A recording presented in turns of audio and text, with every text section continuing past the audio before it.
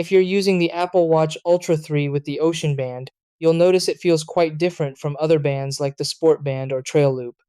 It's built for durability and water use, which is why it uses a strong tubular design along with a metal buckle and adjustable loop.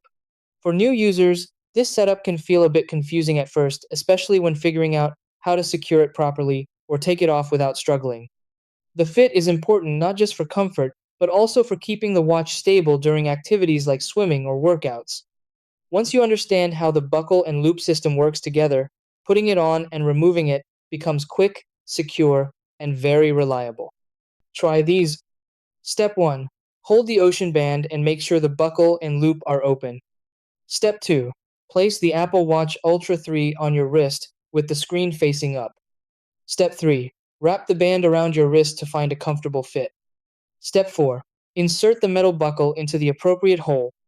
Step 5. Slide the remaining band through the adjustable loop to secure it.